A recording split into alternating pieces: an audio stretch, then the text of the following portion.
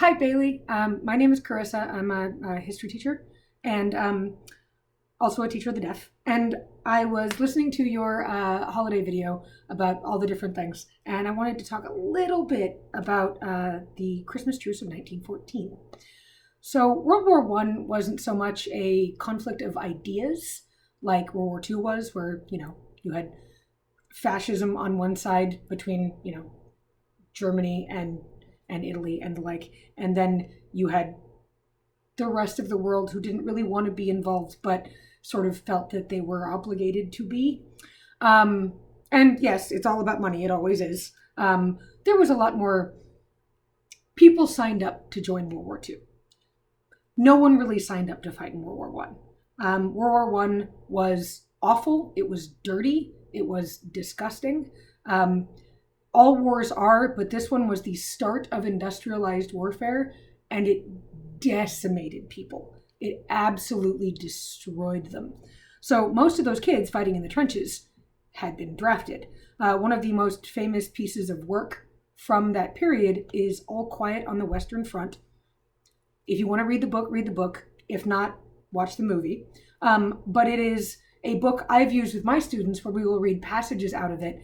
And this soldier is talking about, like, I watched my friend die and 5 of us stood around to see who was going to steal his boots because ours were all worn out. And I don't even know what it is we're fighting for. And I'm terrified and this sucks and I just want to go home. I'm too young to die. Why do I have to kill these other people?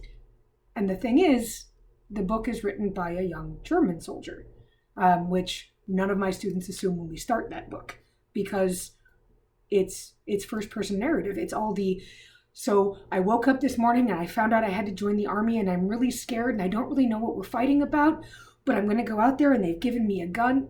It's all of that. And it's about what fighting does to a young kid in that kind of a situation. World War One was basically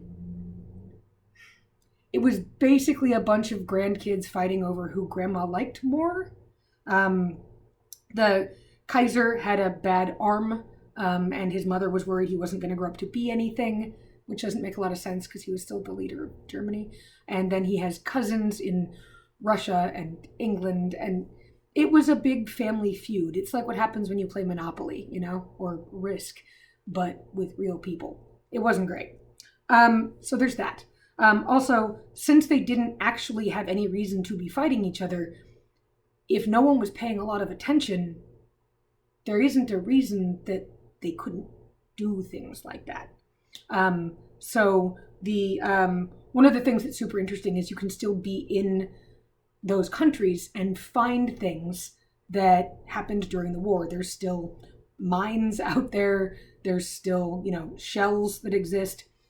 But also, on the German side of the line, you can find remnants of things from the Christmas Truce, whether it's the cookie tins or whether it's bottles of English ale. On the Allied side, you could find some of those German Christmas ornaments you were talking about and the, beer steins. And they found them for years. So this is the cookie box that came to the Allied soldiers. It says Belgium, Japan, France, Russia,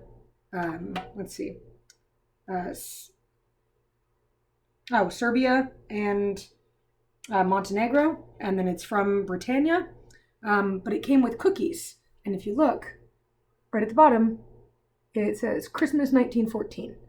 So these were special little boxes of English cookies that they got, with their cigarettes and whatever else they were going to get as Christmas presents.